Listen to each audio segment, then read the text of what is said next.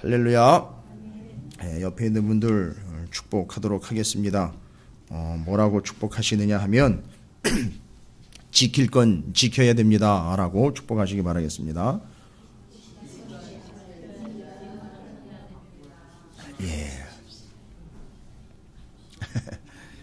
지킬 건 지켜야 됩니다. 이제 예레미야가 오늘로 이제 끝이 납니다. 제가 이렇게 달력을 봤더니만 예레미야가 언제 시작했나니까 작년 9월에 시작을 했어요. 예레미야서가 작년 9월입니다. 그냥 뭐 떼쟁이 울보 예레미야 이렇게 그냥 대충 지나가는 그런 말씀이 아니라 왜 예레미야가 그렇게 울 수밖에 없었고 망해가는 자신의 나라 하나님의 나라를 보면서 그렇게 왕들과 씨름을 하면서 그런 고초를 당하면서 끝까지 울면서도 하나님의 말씀을 전했는지 여러분이 그 뜻을 좀 잘 살펴보시기 바랍니다. 물론 이제 방송으로도 올라가 있어서 언제든지 뭐 듣고 싶으면 다시 한번 또 들을 수도 있다 하지만 글쎄요, 저는 그걸 잘 안 믿습니다. 오히려 그게 더 마음을 넉넉하게 해줘서 더 사람을 편안하게 만들고 믿는 구석을 만들더라고요. 제가 우리 교회에 이제 요즘에 주일날 성경 묵상하는 거를 정말 오고 싶은 목사님이 계셨는데 못 오셨대요. 그래가지고 저희 저희 홈페이지에 가입을 해서 들어도 되겠느냐 이런 얘기를 하시더라고요. 그래서 목사님 당연히 들으실 수 있죠. 이제 절차가 좀 있으니까 죄송합니다만 절차를 밟으셔서 하시면 됩니다. 정말 오고 싶은데 주일날 오후에는 예배가 잡혀 있어서 오실 수 없다 그러더라고요. 그래서 역시 목사님이라 다르구나 제가 그랬어요.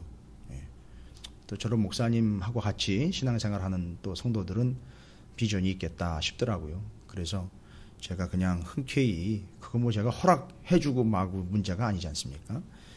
근데 그걸 지금 계속 들으려고 하는데 잘 안 되시는 모양이에요. 가입하고 막 이렇게 하는데 뭐 좀 복잡한지 제가 이따 집사님한테 좀 여쭤봐야 될 것 같은데 계속 저한테 문의를 잘 안 되네요. 목사님은 문자도 오고 막 듣고 싶은데 안 된다고 막 그러고. 그래서 제가 마음 가운데 좀 죄송스러운 마음은 있지만 마음이 너무 기뻤습니다. 그래서 저보다는 뭐 연배가 좀 낮으시지만 그래도 저런 분들이 계시니까 하나님이 소망과 희망을 가지실 만하겠다 그런 생각을 좀 제가 했어요. 하루 종일 오늘 또 교회에 있으면서 또 연락도 오고 막 그러는데 또 빨리 답을 해드려서 들으실 수 있게 해드려야 되겠다. 또 저 자신도 더 열심히 준비해야 되겠다 이런 생각을 좀 하게 됐습니다. 제 자신을 기준으로 하면 제 자신은 뭐 늘 만족하면서 가겠죠. 그러나 다른 이들을 기준으로 삼는다면 제가 부족한지 얼마나 부족한지를 알 수 있어요. 그게 자기 자만과 교만에 빠져서 스스로 넘어지는 유대인들처럼 되지 않도록 하기 위하여 사도 바울이 요새 로마서를 통해서 계속 얘기하는 거죠. 항상 사도 바울이 내일 새벽에도 마찬가지죠. 사도 바울의 모토는 뭐냐 하면 내 민족을 그리스도께로 해요. 내 민족을 그리스도에게로. 내 민족을 그리스도에게로 라는 모토를 가지고 있는데 죄송합니다. 표현을 이렇게 해서 좀 이해하시기 쉽게 말씀드리려고. 하는 짓은 자기는 이방인들에게 가고 있어요. 말이 안 되는 것 같기도 하지 않습니까? 내 민족을 그리스도에게로 라는 모토를 가지고 있어요. 이건 그 사람 가슴에 아주 낙인처럼 찍혀 있는 거예요. 아주 그냥 불로 확 지져놓은 것처럼 그렇게 있는 거예요. 대못이에요, 대못.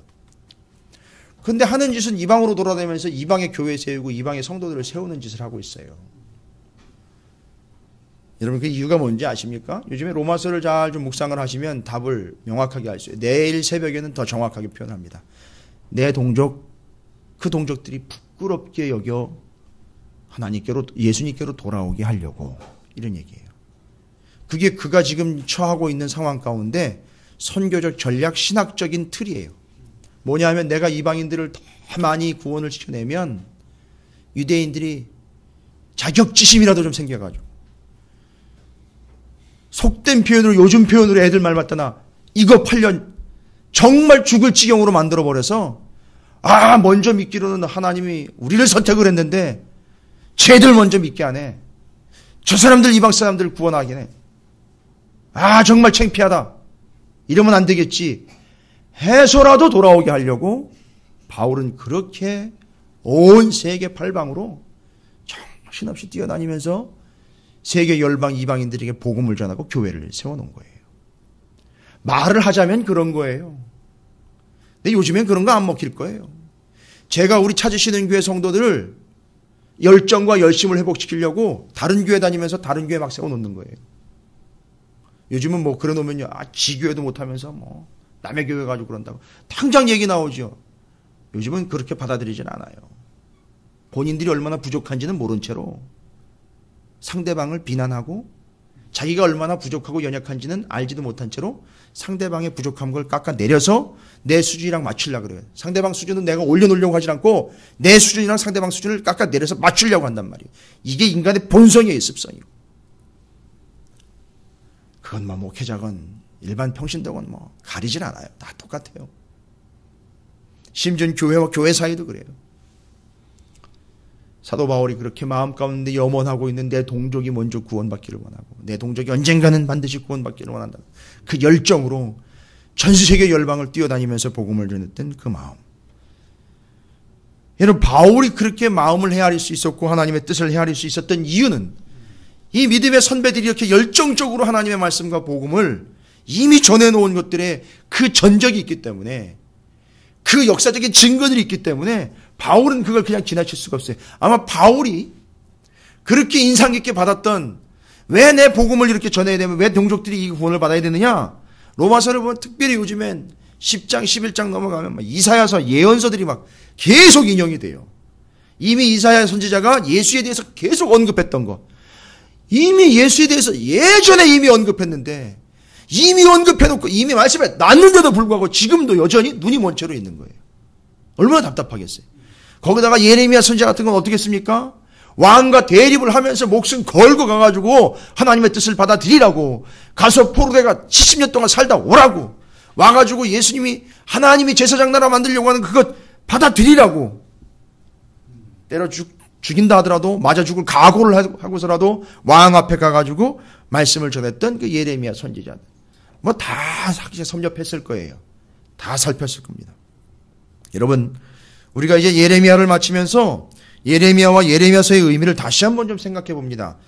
여러분이 뭐 이미 들으셨고 우리 이제 찾으시는 교회 정도면 제가 수준을 높이는 게 아니라 들은 게 있기 때문에 조금 그래도 이해하는 데 있어서 제가 설명드린 내용들을 좀 연결을 하자면, 우리가 주일 오후에 또 시간 내가지고 했고 또 저렇게 뭐 보시라고 바깥에다 붙여놓기도 하고 그 틀대로면 왕정 500년의 역사를 통해서 여러분이 질문도 받아봤고 확인도 해봤어요. 왜 나단이나 엘리야나 이사야나 예레미야는 왕과 그렇게 대립을 했느냐? 그 나쁜 놈이 바로 당신이요 라고 목숨을 걸고 왕 앞에 가가지고 손가락을 걸고 울면서 그게 바로 당신이요 라고 소리를 지르면서 왕에게 지적질을 할 수 있었는가? 왜 예레미야는 그렇게 시드기야 왕에게 가가지고 시드기야 왕은 죽어도 싫다는 걸 아니라고 해야 된다라고 그렇게 악을 쓰면서까지도 하나님의 뜻을 전해야 했던가?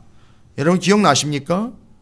왜 예레미야가 그렇게 시드기야에게 하나님의 뜻을 받아들이라고 얘기했느냐? 예레미야 38장 19절부터 20절까지 우리가 이미 살펴본 말씀엔 예레미야가 시드기야에게 이렇게 얘기를 합니다. 시드기야 왕이 예레미야에게 이르되 나는 갈대아인에게 항복한 유다인들을 두려워하노라. 바벨론에 먼저 끌려가 있는 그 유대인들이 나를 우습게 여길까 봐 그게 두렵다는 거예요. 내가 항복하면 갈대아인이 나를 그들의 손에 넘기면 그들이 나를 조롱할까 하노라. 기억나실 거예요. 그게 대답이라고 하고 있는 거예요, 왕이.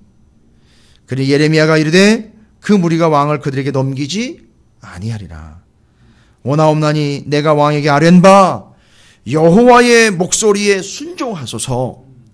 그리하면 왕이 복을 받아 생명을 보존하시리다.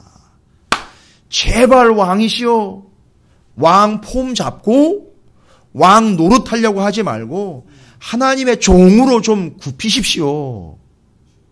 당신이 끝까지 왕의 자리를 고수하려고 하지 마시고 이젠 좀 제대로 된 하나님의 종이 되어 다윗처럼, 천년의 모범이 되어 있는 다윗처럼 하나님 앞에 나는 하나님의 종입니다라고 무릎 꿇고 하나님의 뜻을 좀 받아들이십시오.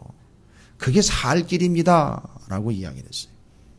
그리고 왕은 이스라엘 백성을 내 백성이라고 끌어안는 존재가 아니라 이 백성이 하나님의 백성인 것을 각인시키고 인지시켜 주도록 중간에서 제사장 역할을 잘 해주셔야 되는 게 왕의 역할입니다. 너희는 내 백성 아니고 하나님 백성이니라. 하나님을 따라라 라고 알려주시고 그렇게 이끌어가야 되는 것 아니겠습니까? 예레미야가 계속 이야기한 거예요. 왕이 좀 제사장적 역할을 잘 감당을 하셔서 하나님의 백성을 하나님의 백성으로 이끌어 가야 되는데 자신의 백성인 양 착각을 하면서 하나님의 뜻을 거스른 자들에게 선지자는 계속 하나님의 뜻, 제사장 나라, 제사장의 역할을 강조를 하고 선포를 했던 겁니다. 이건 오늘날도 마찬가지야. 우리 얘기를 해도 우리 갖다 하나님의 말씀의 증거를 코앞에다 갖다 들이대도 나는 내 방식대로 간다는 거예요. 제사장 나라 필요 없다는 거죠. 난 내가 왕이라는 거예요. 신앙생활 하는 거 보면 그런 것들이 이미 만연이 되어 있어요. 이게 좀 심각한 겁니다.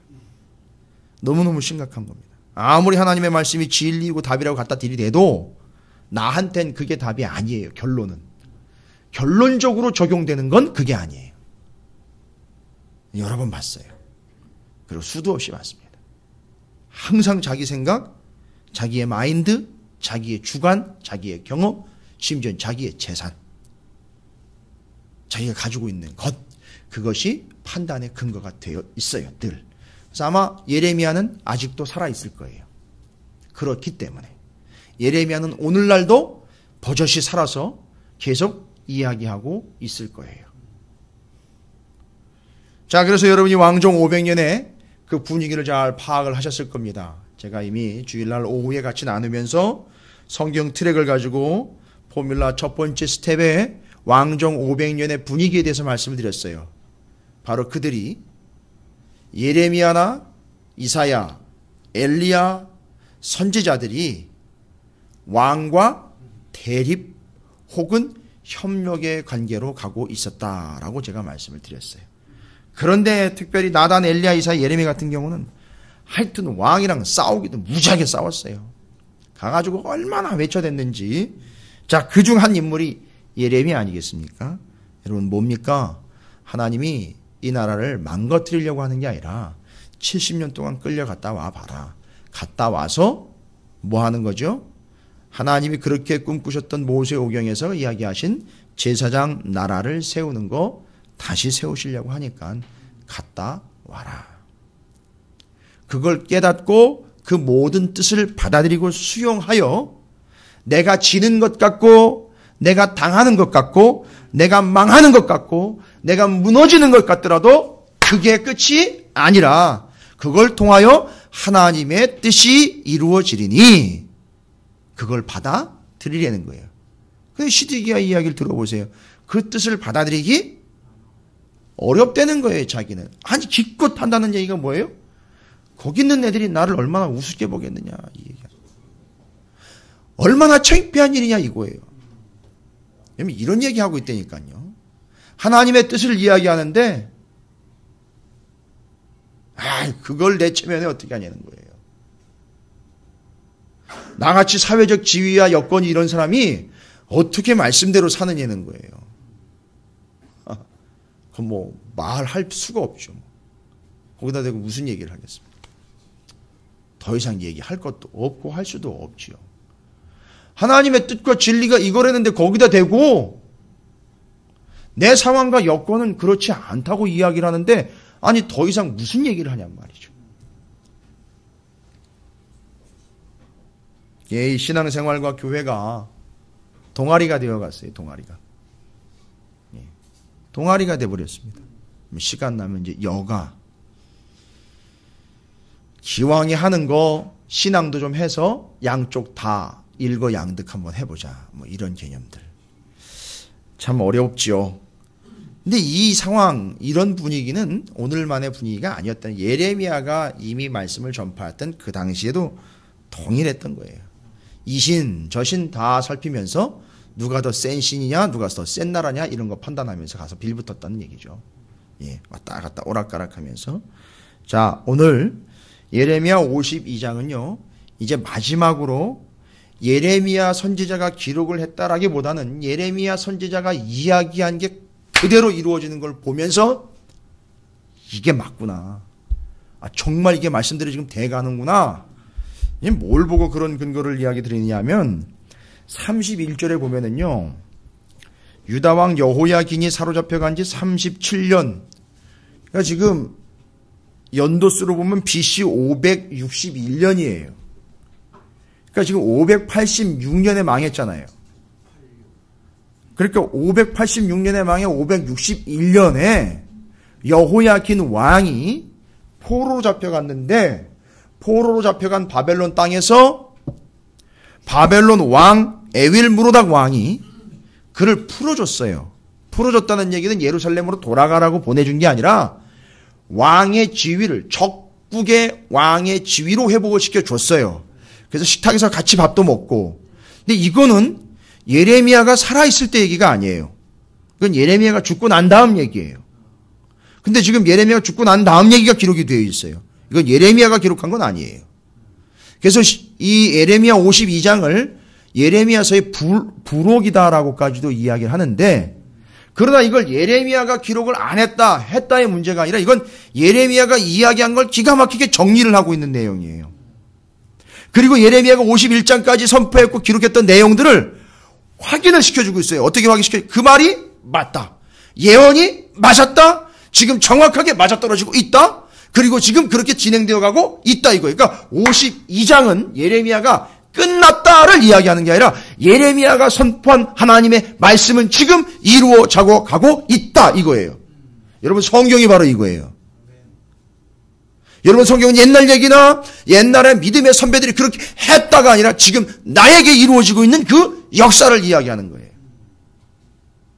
그 예레미야 52장은 그 예레미야가 선포한 51장까지의 말씀이 어쩌면 그렇게 정확하게 지금 맞아떨어지고 있는지 이걸 이야기해주고 있는 거예요.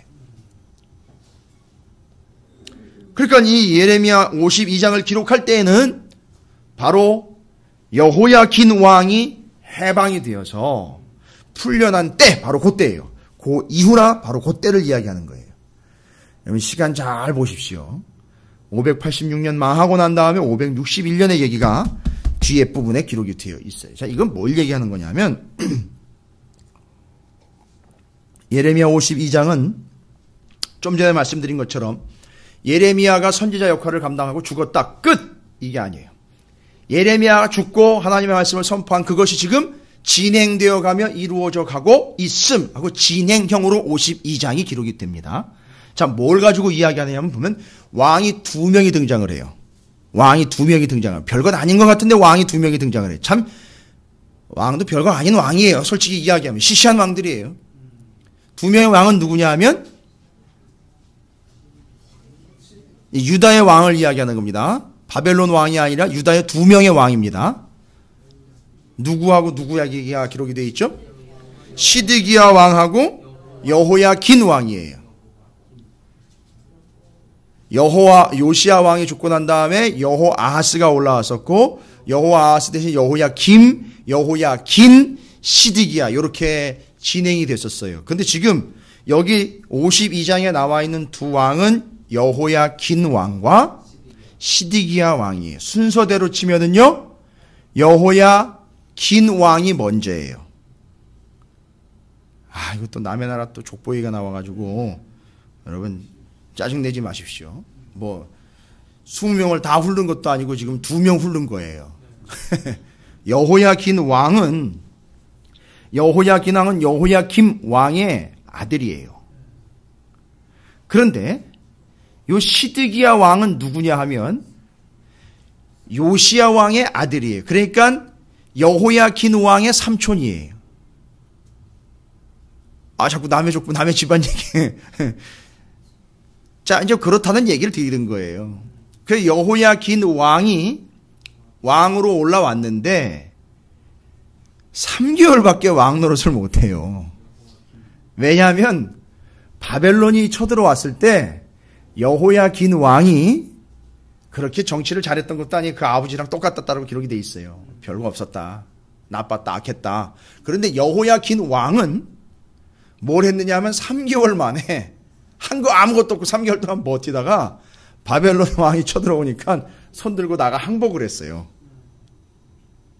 항복을 했다고요. 항복을 하니까 고스란히 잡아가지고 그대로 호송을 해버렸어요. 바벨론으로. 그런데 잘 보세요. 예레미야가 늘 시드기야와 그 왕들에게 선포한 내용이 뭐였었어요? 받아들이라는 거였죠. 여호야긴이 하나님의 뜻을 받아들인 걸로 한 게 아니에요. 왕이 될 자격이 없는 데다가 힘드니까 못 버티고 그냥 항복한 거예요.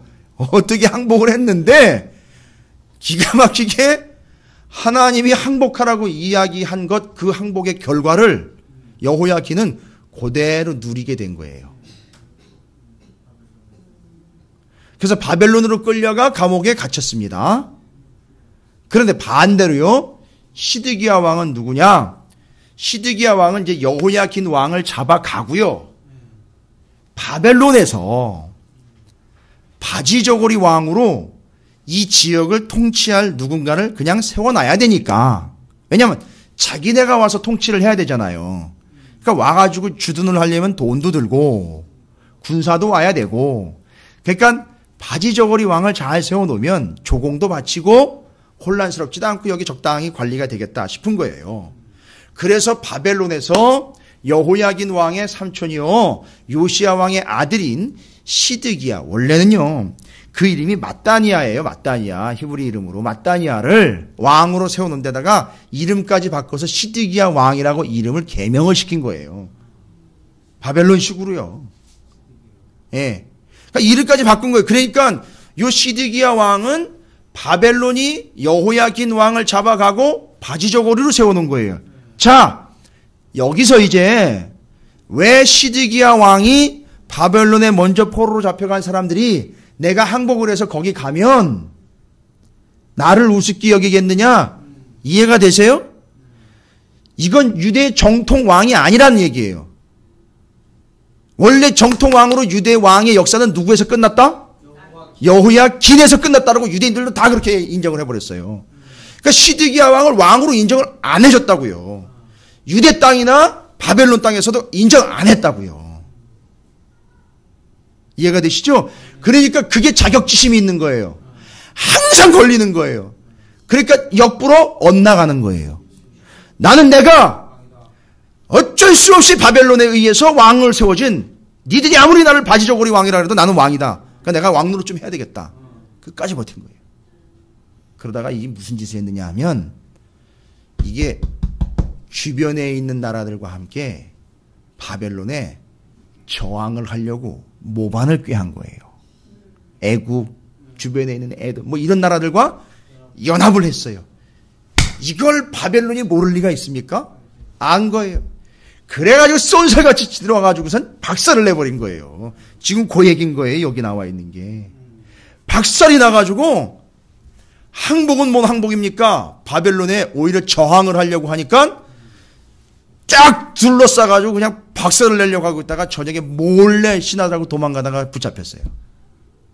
그래가 쥐일지 끌려가가지고선 바벨론 왕 앞에 가가지고선 지 두 아들 자기 눈 앞에서 죽는 거 보고 눈 빼가지고 바벨론으로 질질 끌고 가가지고 죽을 때까지 감옥에 있었어요. 제가 역사 이야기 드리는 게 아니에요. 이 사실 속에 하나님이 어떻게 역사하셨는지를 여러분 잘 간파를 하셔야 돼요. 그러다가 여러분이 지금 보시는 것처럼 여기 여호야긴 왕이 바로 시드기야 왕이 왕으로 올라오기 전에 먼저 끌려가 바벨론에 포로가 되어 끌려가 있다가 여전히 시드기야 왕은 감옥에 갇혀 있고 죽을 때까지 감옥에서 그냥 포로 신세로 가다가 여호야긴 왕이 여기 31절에 사로잡혀 간 지 37년 BC 561년에 풀려난 거예요. 기가 막힌 거죠. 지금 두 왕이 비교가 되어 있는 거 여러분 좀 비교를 하십시오. 여기서 지금 그걸 발견을 하셔야 되는 거예요. 시드기야 왕은 인생 끝난 거고요. 여호야긴 왕은 하나님의 말씀에 순종한 게 아니라 자기가 못 버티니까 왕이 올라간 지 3달 만에 항복을 했는데 바벨론이 끌고 가가지고 여기 나와 있는 대로 끌려간 지 37년 만에 왕이 이 사람이 자기 적국에 의해서 유다의 왕으로 대우를 받은 거예요. 지금 진짜 왕은 누군 거예요? 어쨌든 망했지만 여호야긴 왕이 진짜 왕이라고 인정받은 거예요. 그러니까 여기 바벨론에 있는 사람도 그렇고 유대에 있는 사람들도 그렇고 다 우리의 마지막 왕은 여호야긴 왕이다라고 이렇게 우겼던 건데 아니나 다를까 그렇게 됐어요 또 실제로. 그리고 바벨론이 여호야긴 왕을 회복을 시켜 줬습니다. 근데 이게 언제 일어난 일이냐면 끌려간 지 37년이에요. 그러니까 561년이니까 이제 몇 년 더 있어야 되느냐 하면 한 20년 더 있어야 돼요. 한 23년 정도 더 있어야 되는데 그래야 포로로부터 해방이 돼서 바벨론이 망하고 바사가 올라오는데 그 23년 뒤에나 있을 일이긴 하지만 이제 끌려온 지 37년 만에 이런 일이 발생이 된 거예요. 시드기야는 완전히 망했고요. 그 먼저 끌려와 항복해 끌려왔던 여호야긴 왕은 37년 만에 회복이 됩니다. 여러분 이게 왜 중요하냐면 성경은 그냥 이유 없이 이런 이야기들을 대조적으로 적고 있질 않아요. 시드기야는 완전히 박살이 났어요. 여호야긴은 하나님의 뜻에 순종한 게 아니라 그냥 지가 힘들어 항복했어요. 그런데 어쨌든 하나님의 뜻을 지킨 게 돼버렸어요. 야, 여러분 이런 홍수가 머리를 쳐도 머리를 친다면 좀 그렇죠. 빡을 쳐도 어떻게 이렇게 칠 수 있는지 그렇게 됐는데 야 정말 진행되는 거 보세요.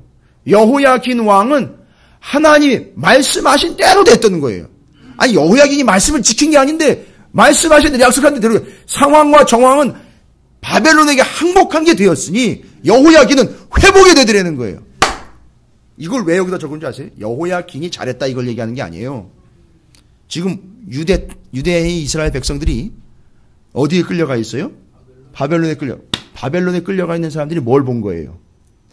끌려간 지 37년 만에 여호야긴 왕이, 그것도 자기네가 마지막 왕이라고 믿고 있었던 왕이 바벨론 왕에 의해서 뭐가 돼요? 신원이 회복이 된단 말이에요. 야, 이게 지금 하나님 말씀대로 뭐 되나 보다. 분명히 70년 뒤에 뭔가 회복이 돼가지고 돌아온다라고 이야기를 했는데 저 시드기야는 완전히 박살났고 지금 여호야긴 왕이 바벨론 왕 에윌무로닥이라는 왕에 의해서 신원이 회복되는 걸 보니까 야, 예레미야가 이야기한 대로 되는 모양이다. 여러분 이게 그 의미를 담고 있는 거예요. 그냥 기록된 게 아니에요. 그래서 뭐 쓸데없이 두 사람을 비교하겠습니까? 둘 다 뭐 시원찮은 왕인데요. 이 사람들 묵상해봐야 나올 게 없어요. 그런데 이것이 지금 이 바벨론에 끌려가 있는 이 사람들이 그냥 끌려갔거나 그냥 허접들이 아니잖아요. 왕이며 귀족이며 제사장급들이며 다 끌려갔잖아요. 거기. 이 사람들이 뭐가 떠오르는 겁니까? 그렇게 울며 불면서 왕궁을 들락날락거리고 성전에 와가지고 잘못 한마디 이야기가 막 맞아 죽기 직전까지 갔던 누가 떠오르는 거예요. 근데 그 예레미야가 이야기했던 게 맞아 떨어져 가고 있다는 거예요. 야, 이게 어떻게 이런 일이 발생될 수 있는가?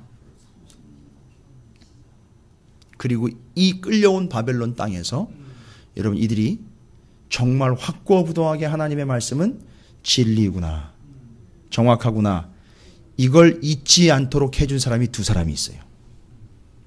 바벨론에 끌려온 땅에서 70년이라는 세월 동안을 동시대를 두 사람이 같이 예언자 사명을 하면서 끌려온 사람들을 위해서 예언자가 둘이 동원이 돼요. 여러분 이건 예가 없었던 일이에요. 왜냐하면 여기 끌려온 사람들이 그만큼 중요하다는 거예요. 하나님의 뜻을 깨닫도록 해주기 위해서 두 사람이 동원이 돼요. 그러니까 아예 같이 끌려가게 해줘요. 시간적인 차이는 있지만 거기 끌려간 사람들에게 두 사람이 나서서 예언자 활동을 합니다. 누구와 누구죠? 다니엘하고 에스겔이에요. 여러분이 이런 걸 볼 수 있는 안목 이 정도만 생겨도 그건 대단한 거예요. 바벨론으로 포로가 되어 끌려갔는데 끌려온 사람들의 무리 중에 다니엘이 있었고 에스겔이 또 있었어요. 다니엘 같은 경우는 페르시아로 정권이 넘어갈 때까지 건재했습니다.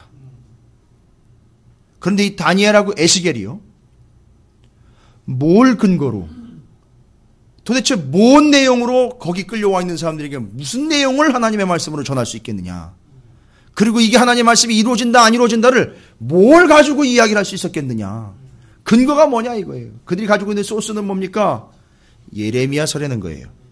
왜냐하면 예레미야는 아예 이들에게 편지까지 보냈어요. 예레미야서 29장 같은 경우. 그러니까 이 다니엘과 에스겔은요, 그냥 자기 멋대로 필 받았다고 하나님 말씀은 이런 것이다 라고 전한 게 아니라 예레미야서를 근거로 해서 그것이 지금 이 땅에 시간이 흘러가면서 이루어지고 있다라는 걸 예언을 한 사람들이에요. 그러니까 다니엘과 에스겔은 다른 걸 이야기하지 않고 여기 끌려온 땅에 여기서 지금 하나님의 약속과 역사는 말씀대로 이루어져가고 있는 중이라고 선포를 했던 거예요. 두 사람이 그걸 이야기를 했어요. 여러분이 다니엘과 에스겔을 보면 유독 환상이 많이 나와 있어요. 아십니까? 다니엘서에도 환상이 있고 에스겔에도 환상이 있어요. 이 두 환상은요, 다니엘에 나온 환상과 에스겔에 나온 환상은 정말 환상적이에요. 근데 근거가 어딘 줄 아세요? 예레미야서예요. 예레미야의 예언이 근거예요. 절대 혼자 독불장구로 지 잘난 맛에 환상에 빠져든 게 아니었었어요. 이 예레미야서의 말씀이 그대로 적용이 되고 확인이 되는 환상들이었어요. 다니엘 같은 경우는 어떤 환상이냐 하면 해석이 안 되는 환상이 아니에요. 7장, 8장, 11장. 여러분 다른 거 보시지 마시고 7장, 8장, 11장 다니엘 환상을 보면 내 짐승, 순양과 순염소, 남방왕, 북방왕 얘기가 나와요. 근데 이건 다른 게 아니에요. 아주 정확하게 예레미야가 이야기한 것, 하나님은 하나님의 제사장 나라는 영원하게 가지만 세계 열방 제국이라는 것들은 다 일어났다 물어났다 일어났다 물어났다 하는데 그걸 순서대로 환상으로 그려놓은 것이 다니엘의 8장, 7장, 8장, 11장에 나와 있는 내용이에요. 그게 그 환상이에요. 그래서 다니엘은 그걸 직접 그렇게 예언한 내용 그대로 실질적인 환상으로 본 거예요.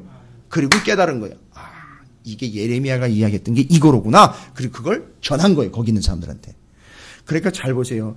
유대 땅에서는 엉망진창이었는데 포로로 끌려온 바벨론 땅에서는 다니엘과 에스겔이 아주 정확한 하나님의 말씀을 적용까지 하면서 선포를 했던 거예요. 여기서.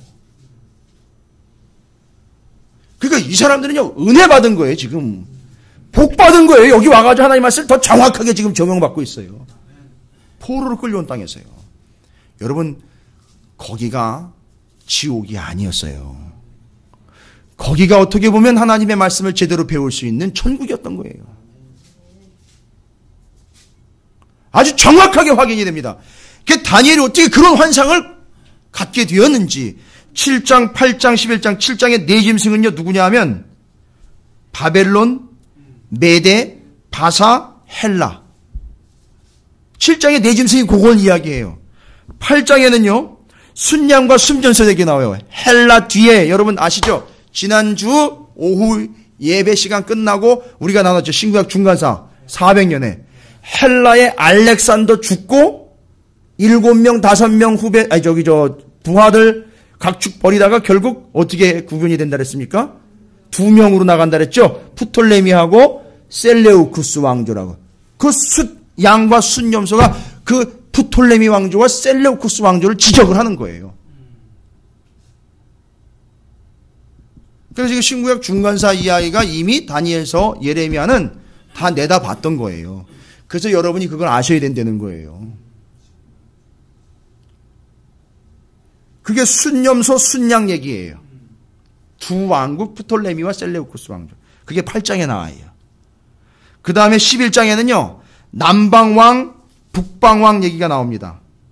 죄송합니다. 순양과 순염소는 그 전 얘기네요. 남방왕, 북방왕 전이니까 페르시아하고 헬라 얘기네요. 페르시아. 그러니까 지금 바벨론 끝나고 나면 페르시아 등장하고 헬라 등장, 그리스 등장하는 것, 그거를 지금 순양과 순염소로 비교를 했고요. 8장에서 11장에 남방왕과 북방왕이 이제 남쪽과 북쪽 얘기니까 남쪽의 프톨레미와 북쪽의 셀레우쿠스 왕조 이렇게 정리를 된 거예요. 그래서 7, 8, 11장의 환상이 바벨론, 메데, 바사, 헬라. 그 다음에 헬라 전에 등장했던 페르시아와 헬라 각축 벌이는 이야기가 바로 염소, 순염소, 순양 이야기이고 북방왕, 남방왕 이야기는 북쪽 셀레우쿠스, 남쪽 프톨레미 왕조 이야기 11장. 이게 지금 다니엘이 환상 본 게 바로 요걸 이야기한 거예요. 그러니까 지금 다 내다본 거예요. 예레미야가 이야기한 근거로 환상을 본 겁니다. 그러니까 이걸 지금 바벨론 땅에 끌려온 동족들에게 전한 거예요. 그러니까 이 사람들은 지금 보나마나 이 예언이 정확하게 맞는 예언으로서 믿고 있다면 이 사람들은 지금 뭘 내다볼 수 있죠? 바벨론 영원하지 못하구나. 그 다음 누가 일어날 거라는 걸 이제 알고 있죠? 바사, 페르시아가 일어날 거라는 걸 감을 잡는 거예요. 기가 막힌 거죠. 그리고 우리가 돌아갈 때쯤이면은 바사가 제국을 점령하면서 돌아가 우리는 제사장 나라 세울 것이고 이 세계는 바사가 점령을 할 것이고 그 다음에는 또 다른 왕 헬라가 등장할 것이고 헬라의 그 후대들이 두 나라로 쪼개져서 북 셀레우쿠스, 남 프톨레미로 나눠지는 것. 여러분 이게 결론적으로는 환상이지만 말씀대로 이루어진 내용, 이것이 무엇을 근거로 하고 있냐면 예레미야서를 근거로 하고 있다는 거예요. 그러니까 여러분 예레미야서를 우습게 보시면 안 돼요. 아주 정확하게 다니엘과 에스겔이 이걸 근거로 합니다. 그 다음에요. 제국들이 일어났다 넘어졌다 일어났다 넘어졌다 하는 거는 세계사를 공부하라고 이야기 드리는 게 아니잖아요. 그거 지금 누가 하고 있다는 거예요. 그렇죠. 그러니까 지금 바벨론의 포로로 끌려왔지만 걱정할 게 없는 거예요. 그러니까 이 환상과 이 예언이 정확하게 각인이 된 사람들은요. 어떻게 반응을 할까요? 바벨론 포로 70년에 대해서 어떻게 받아들일까요? 여러분 같으면 어떻게 받아들이시겠습니까? 아우 성경 공부하기 싫어요. 뭐 여기까지 끌려와가지고 성경 말씀을 또 홍보를 해야 되고 말씀을 들어야 되고 이 계시와 이 말씀을 정확하게 알고 있으면 여유 있죠. 그래 바벨론 너희들도 끝난다 이제. 또 그 다음에 어떤 센 놈이 나올지 모르겠지만 너도 별거 아니다. 너도 끝이다. 그 다음에 또 그게 어떻게 이루어질지 모르겠지만 그것도 별거 아니야. 왜요? 정신 차려라. 니들이 힘이 있는 것 같지? 그걸 다 하나님이 쥐고 계신다. 그리고 너희들은 일어났다 망했다 일어났다 망했다를 반복하지만 우리는 교만해서가 아니에요. 깨달은 것. 우리는 제대로 된 하나님의 제사장 나라로서 이제 영원히 간다. 이걸 깨닫는 거예요. 거기 있는 사람들이요. 그걸 알기 때문에 돌아올 수 있었던 거예요. 이 사람들이. 누가 가란다고 갑니까? 그 고생스러운 길. 1500km 이상 되는 길을 걸어서 한 5달 이상 가야 되는 그 길을요.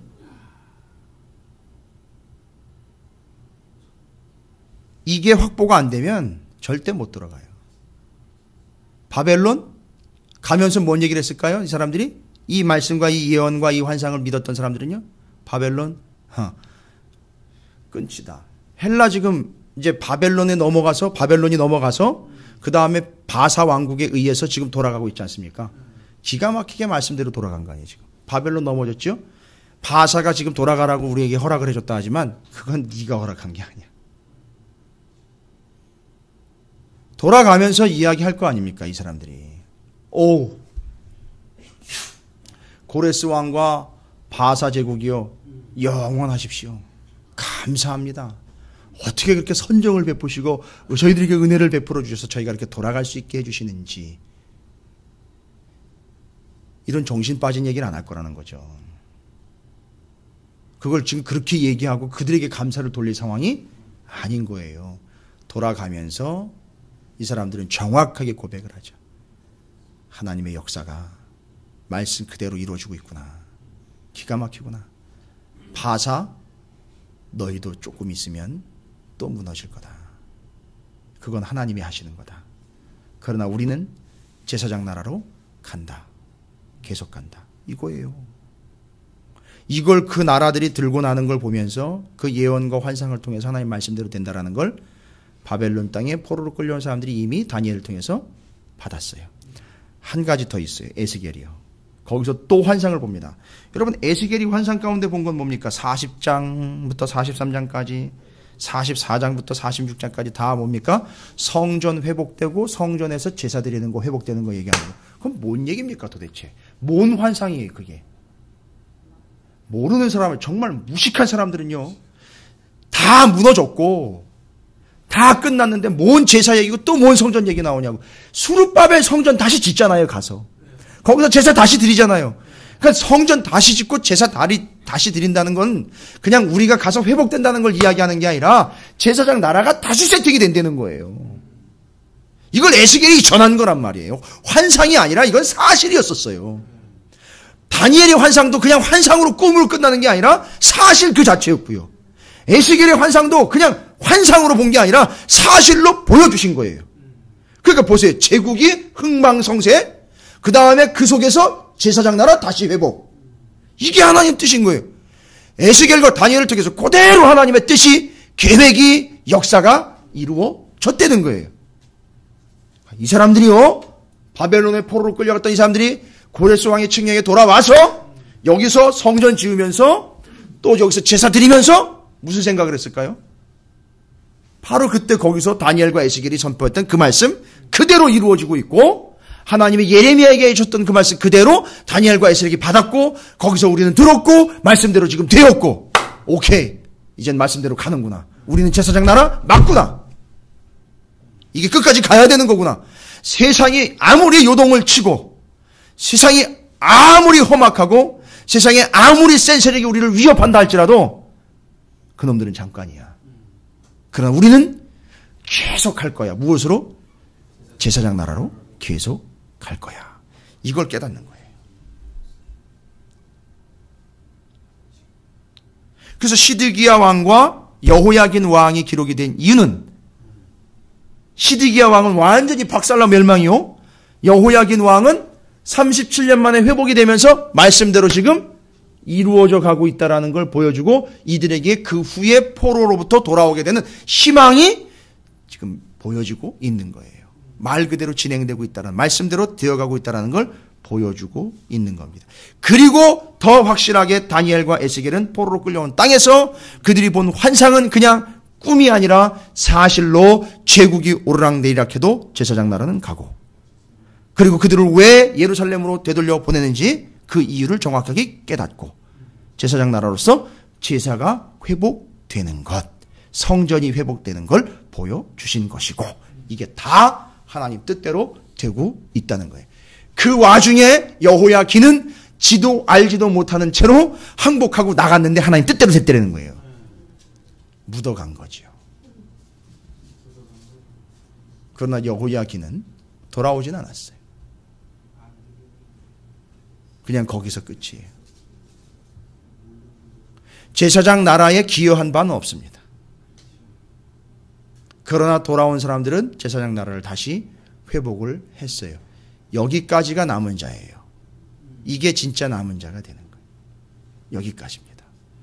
그래서 하나님 말씀이 이렇게 정확하게 이루어지고 확증이 되었다라는 걸 예레미야 52장이 다시 한번 이야기를 해주고 있는 거예요. 그러면 오늘날 우리는 다른 걸 보시면 안 돼요.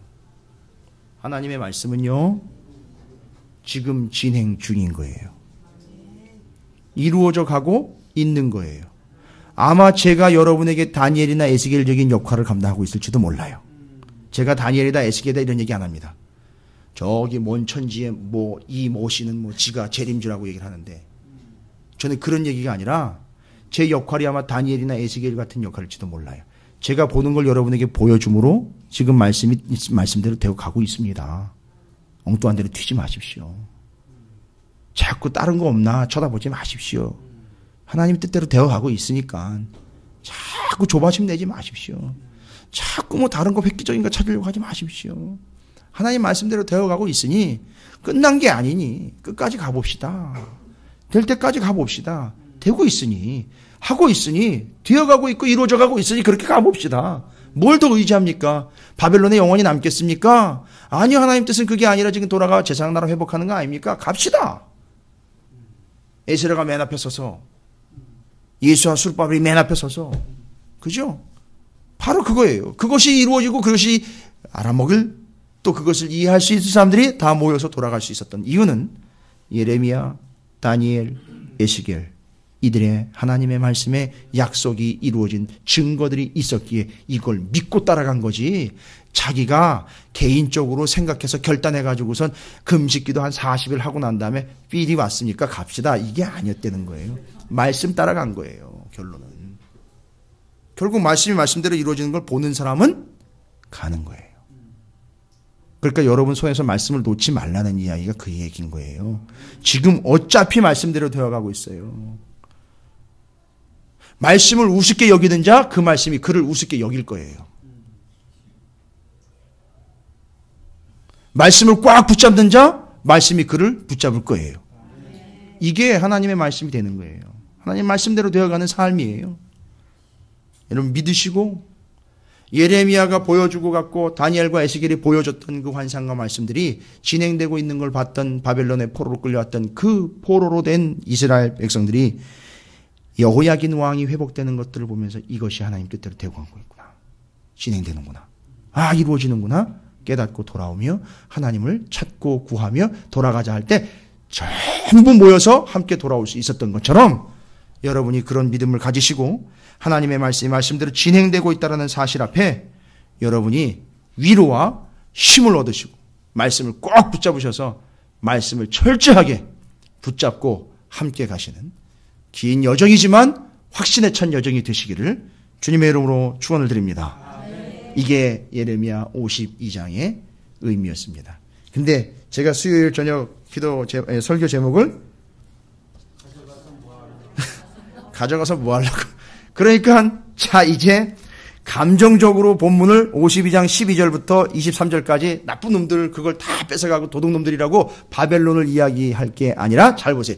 이 관점에서 이 성전의 기구들과 기명들을 값진 거 다 가져간 바벨론에게 이제는 여유 있게 질문할 수 있어요.